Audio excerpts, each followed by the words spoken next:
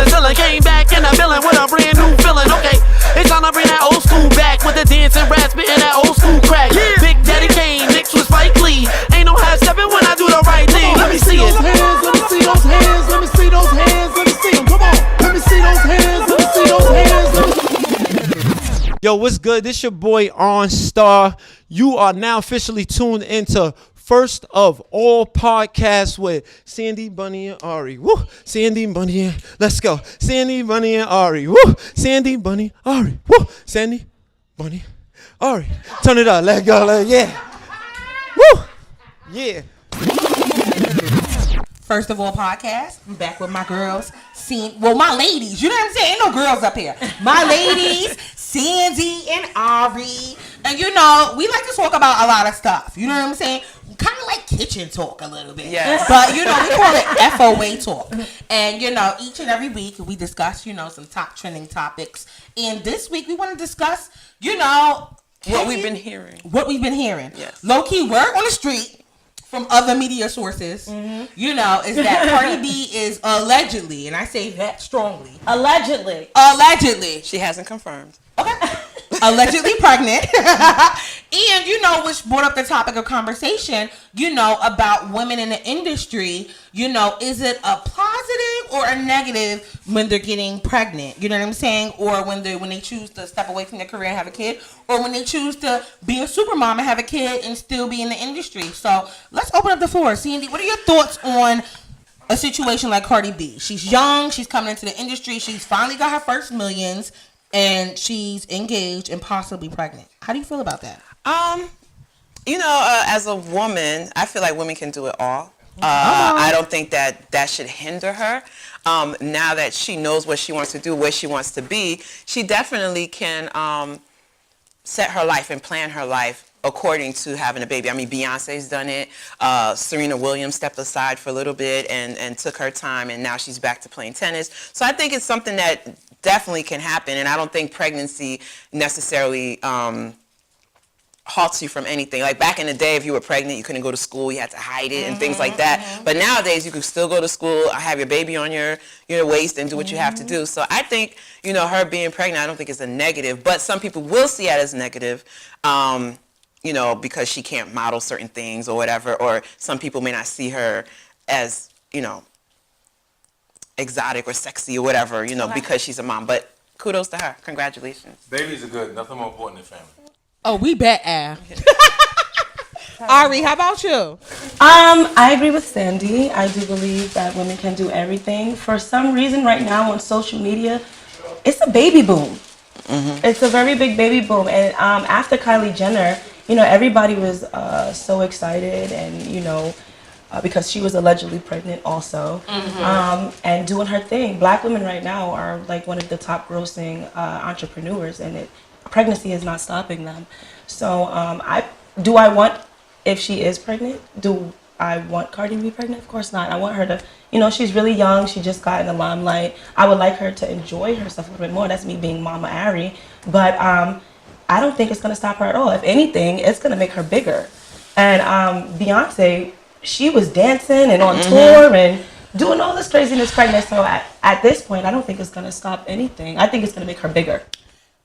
You know, I'm in agreement with y'all, but we got to stop putting Beyonce's name and Cardi B together. We got to stop putting them in the same sentence. I cannot. I almost like fell out my chair. Shout out to the Beehive members. I was just saying everybody ain't beat. Yeah, but you know what I'm saying? pregnancy. Everybody ain't beat. She was already established 20 years in the game. You know what I'm saying? Knee deep. So she was able to flow a little bit more on her pregnancy. I think I'm with both of you. Like a little bit of me is with Ari saying like, you know, it's not going to hinder her, but I would like to see her flourish a little bit more, being that she's only had a year and a half to be hot and like really sink her feet into it and gain new opportunities. But like back to what Sandy's saying is like, you know, women can do it. They've been doing it from beginning of time. You know, I'm not a mother and I would not like to be because I'm trying to to get to these bags in a hurry, rush pace, and I don't have time to look for a sitter and the time to do this and time to buy Pampers when I'm trying to be fresh or whatever it is. You know what I'm saying? But, you know, she has an advantage. You know, could she do it? Yes. She probably get a nanny like everybody else. You know what I'm saying?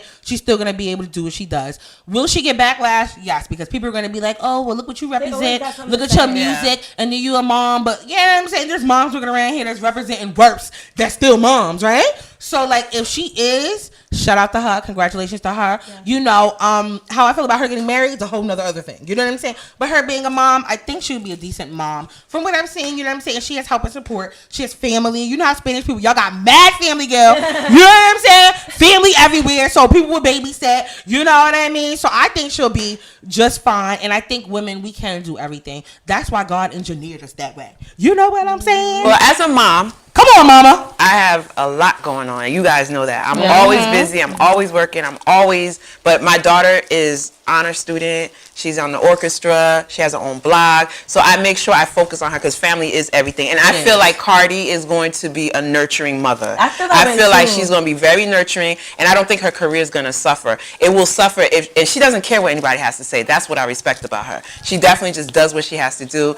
And her being young, I mean, back in the day, people got pregnant at 20, 25. That's not really like, you know, it shouldn't be a hindrance. It was only a hindrance because people make it that way. Right. Cardi is not on the street where she can't get people to help her. You know what I mean? Exactly. She has the opportunity to have nannies, and her mom is still around, and grandmother. So she does have that family unit, you know what I'm saying, to take care of her. Hi, everyone. Welcome to another episode of First of All, and we are here with a special guest, Miss Soffiyah Elijah. Hi, Sophia. How are you? I'm fine. Thank you for having me. Thank you for coming. So can you tell everyone about, you know, what you do and who you are and how important you are to the community? Well, I am a criminal defense lawyer by training, and I am also the executive director of the Alliance of Families for Justice. We're a statewide organization in New York, and our mission is to support, empower, and mobilize families who have incarcerated loved ones and people who have a criminal record. As we know, the conversation about mass incarceration is one that is growing in attention throughout the nation. But what isn't being discussed is the impact on families and communities. And families are really the center of our communities, and family members suffer in silence when they have a loved one incarcerated. And so we are focused on helping families transform their pain into power. Okay, so how did you get involved with that? Like, what made you think of the families when it comes to incarceration? I could say it's personal and professional in that I have had loved ones who are incarcerated, and the impact on myself and their immediate family members was devastating. But I also could tell from my professional standpoint as a criminal defense lawyer, the clients that I had, their mothers, their spouses, their children were all suffering when they would be sentenced to prison. And also on a professional level, I became aware of some very important research that was done by a sister named Professor Hedwig Lee. And Dr. Lee's research focused on how families who have incarcerated loved ones are very unlikely to be civically engaged. They are far less likely to vote, participate in parent-teachers associations, block associations, any form of self-governance. You find that our family members who have loved ones who are incarcerated aren't at the table. And so not only are the people who are incarcerated unable to vote, their family members are also not engaged in the voting process. And so that helps to explain why our communities are so devastated by mass incarceration, because we're not participating. So can you give us some trends in some of the issues that these families face with a loved one in prison? Certainly. There are many trends that families face with mass incarceration. It starts with stigma and shame. No one ever wants to tell anybody that they have a loved one incarcerated. As I was growing up, everybody suddenly went down south. That's what everyone said. But actually, they were going up south. They were in Coxsackie, Sullivan, Fishkill, Wallkill, and any myriad of names of prisons that were upstate, but no one ever talked about it. So it's that shame. But there's also other factors. So if a person comes home from prison and their family is living in public housing, if they have a drug conviction, it's very unlikely that that family is going to be able to keep their housing if they let their loved one come and live with them. Then it's hard for someone to get a job. It is just emotionally draining on the family members, and emotional stress leads to poor dietary practices, which then leads to poor health practices. And so you have a downward spiral. So it's no surprise that you have very poor health indicators in our community, and you have very high incarceration rates in our community. There's a direct connection. Wow. So can you tell us about your organization? Certainly. So Alliance of Families for Justice is relatively new. We're just 18 months old. Oh, wow. Congratulations. Thank you. We're based in Central Harlem, and we're based there intentionally because Harlem is the reentry corridor for the state of New York. More than 50% of the people who are paroled from prison are paroled to Harlem.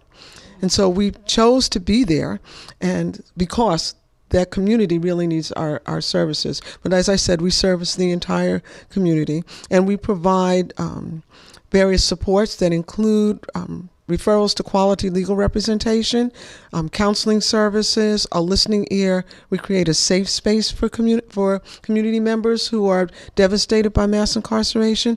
We also provide training, communication skills, and advocacy skills so that our people can get in front of a microphone and a camera, and we're not embarrassed. Okay, we know that. Have we seen that? Okay. And we also do voter education and voter registration so that we start to undo this phenomena of not being civically engaged. And so our family members come together and identify the issues that impact them. So some of those issues would include, recently the governor of New York tried to restrict visiting in prison from 7 days a week to 3 days a week. So our family members organized across the state and pushed back hard against that, and in less than a month, the governor rescinded that policy. And then just a couple of months ago, the Department of Corrections and Community Supervision tried to institute a policy that would no longer allow family members to bring care packages when they went to visit their loved ones, and eliminated the ability to provide fresh fruits and vegetables, which is the staple of survival and some kind of decent health care. And so our family members again rallied and pushed back, and that policy was rescinded in just 3 weeks. And so we help our families to mobilize their collective energy and power, identify the issues that matter to them, and then go into action. So recently, there was a Rock Nation created something to speak about the Meek Mill's prison sentence, and you were involved with that. How was that for you? So it was a phenomenal experience to be there.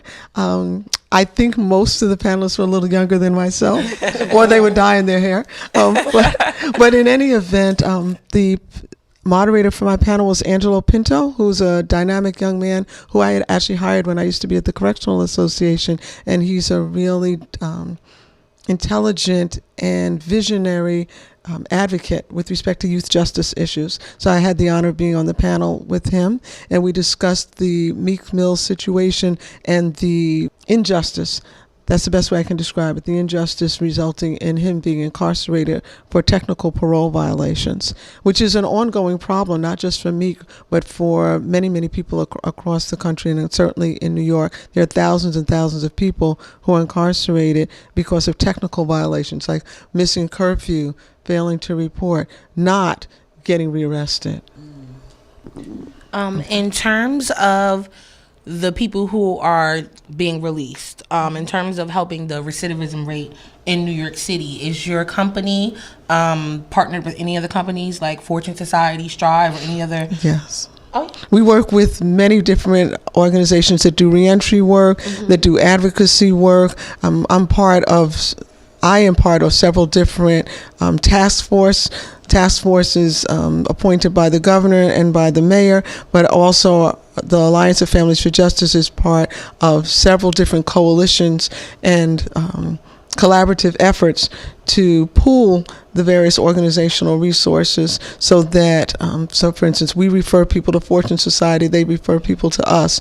We partner with mental health providers in the community, reentry organizations like CASES works with youth.